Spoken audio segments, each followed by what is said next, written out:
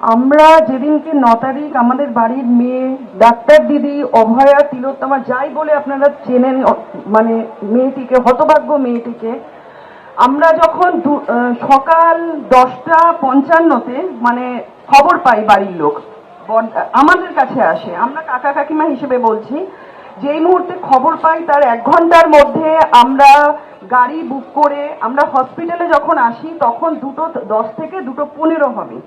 তার আগে কি ঘটেছে সেটা আমি বলতে পারবো না, কিন্তু তারপরে যে ঘটনাগুলোর সাক্ষী আমি হয়েছি বা আমরা 4 জন, আমরা এসে যখন ঢুকলাম তারপর থেকে দেখেছিলাম আমরা সেমিনার রুমে ঢোকার ওখানে পুলিশে 6 লাখ, আর যারা স্টুডেন্ট ছিলেন তারা ছিলেন।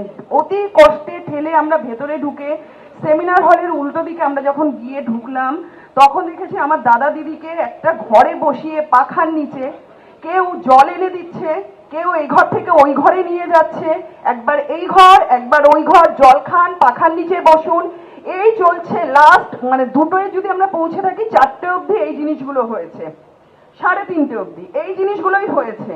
তার মাঝখানে পুলিশ এসে বারবার করে ঘিরে ধরে বারবার একটাই কথা, আপনারা চলুন প্রিন্সিপালের ঘরে যাবেন। আমরা তখন পুরো পরিবার দাদা দিদিকে ঘিরে রেখে আমরা বলেছি না, আমরা ওনারা কোথাও যাবেন না, দরকার হলে প্রিন্সিপাল এখানে আসবেন।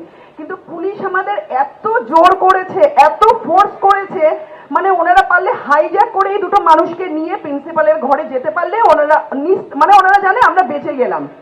তো যাই হোক, কোনোভাবে হয়তো 5 মিনিটের জন্য বলে তারপরে ওনারা নিয়ে গেলেন এই 2টো মানুষকে। তারপর থেকে আমরা আর এই 2টো মানুষকে দেখতে পাইনি, পরিবার একদিকে, বাবা মা একদিকে। তারপরে যা ঘটনা ঘটেছে মিডিয়া দৌলতে আপনারা সবাই জানেন। দেন যখন পোস্টমর্টম হয়ে বডি বেরোচ্ছে, দাদা দিদি গাড়ি করে যখন বেরোলো তখন হাতটা আমাদের দেখিয়ে গেল, আমরা বুঝলাম যে হ্যাঁ তারা বেরোচ্ছে। আমরা কি জানবো নর্মালি যে এরপর আমরা পরিবারের লোক আমরা যাব বা মাঝখানে অ্যাম্বুলেন্স যাবে তারপরে আমরা যাব, কিন্তু সেখানে দাঁড়িয়ে আমাদের বলা হয়েছিল যে আপনাদের পরিবার তো, আপনাদের জন্য 2টো গাড়ি রাখা আছে। আমরা যখন গাড়িতে, মানে আমি বলছি দায়িত্ব নিয়ে এটা আমি বলছি, আমি যখন গাড়িতে উঠতে যাই আমাকে ধাক্কা দিয়ে ফেলে দেওয়া হয়, ধাক্কা দিয়ে পুলিশ ফেলে দিয়ে বলে না না এই গাড়িতে পুলিশ ছাড়া কেউ উঠতে পারবে না। দেন আমরা ওখানে অসহায়ের মতো দাঁড়িয়ে থাকি, আমাদের চোখের সামনে দিয়ে মেয়ের দেহ চলে যায়। তারপরে ওখানে যারা আমাদের পরিচিত ছিলেন তারা বললেন যে আপনারা দেখুন কি করে যাবেন। তখন আমরা নিজেরা ম্যাটাডোর করলাম, ম্যাটাডোর করে আমরা অন দা ওয়ে যখন যাচ্ছি, মাঝ রাস্তা যাওয়ার পর হঠাৎ আমাদের মনে হলো যে বড়দাকে ফোন করি। যখন বড়দাকে ফোন করা হলো তখন বড়দা বলছে আমরা তো টালা থানায় বসে রয়েছি। ততক্ষণে আমাদের কাছে খবর চলে এসেছে যে আমাদের মেয়ের দেহ বাড়িতে পৌঁছে গেছে, কারণ গ্রিন করিডোর দিয়ে পুলিশ নিয়ে গেছে, দেহ বাড়িতে পৌঁছে গেছে।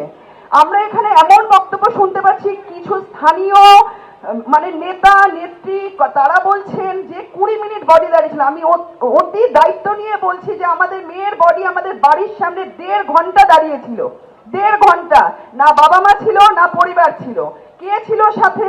সাথে ছিল ওখানকার লোকাল কাউন্সিলর। তিনি আবার বলেছে, আমি দেখেছি, মানে আমার কাছে প্রমাণ আছে, তিনি ইন্টারভিউ দিচ্ছে, বলছে যে ওনাকে পুলিশ বলেছে যে আমরা বাড়ির লোক, কাকি পিসি কাকা আমরা সবাই বলেছি যে আমরা তো মানে শোকস্তব্ধ, আমরা বুঝতে পারছি না বডির সঙ্গে আমাদের যাওয়া উচিত কিনা। তাতে পুলিশ বলেছে ওনাকে যে ও আচ্ছা, ওনাদের তো মাথার এখন ঠিক নেই, তাহলে আপনি ওখানকার লোকাল নাগরিক হিসেবে তাহলে আপনিই যান বডির ওখানে। বাবা মাকে বাদ দিয়ে আমরা 15 জন মেম্বার ছিলাম।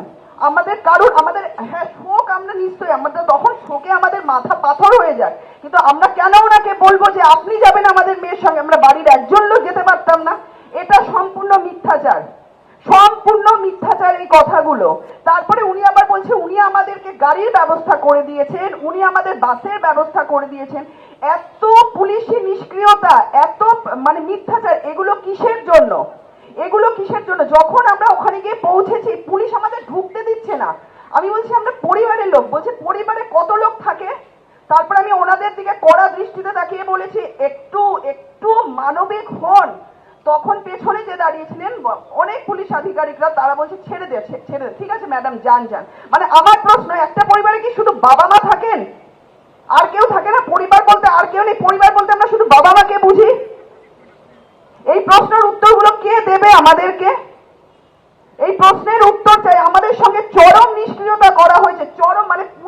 যতক্ষণ পর্যন্ত না বডি দাহ হয়েছে ততক্ষণ পর্যন্ত 300-400 পুলিশ একেবারে ঘিরে রেখেছিল আমাদেরকে। যেই মুহূর্তে আমাদের মেয়ের বডি দাহ হয়ে গেল আর একটা পুলিশ নেই, কি করে পরিবার আসবে, কি করে কে আসবে, কারুর কোনো দরকার পড়েনি, কারুর কোনো জানার দরকার নেই। সেই মানুষগুলো যদি শ্মশানেও থেকে যেত তাহলে হয়তো থেকে যেত। এতটা সক্রিয় ছিল পুলিশ বডি নিয়ে যাওয়া পর্যন্ত। যখন দাহ হয়ে গেল তখন পুলিশ নিষ্ক্রিয় হয়ে গেল। ঘরে ঢুকে পুলিশ টাকা অফার করছে বাবা মাকে, যেখানে আমরা আমাদের মেয়ের বডি নিয়ে বসে রয়েছি ঘরে, পরিবারের প্রত্যেকটা লোক চোখের জলে তাকাতে পারছি না, তখন পুলিশ গিয়ে টাকা অফার করছে আমাদেরকে। এটা পুলিশের মানবিক মুখ। তারা আবার বলছেন যে আমরা সব ঠিক কাজ করেছি, আমরা সব দায়িত্ব পালন করেছি। এটাকে দায়িত্ব পালন বলে? এটাকে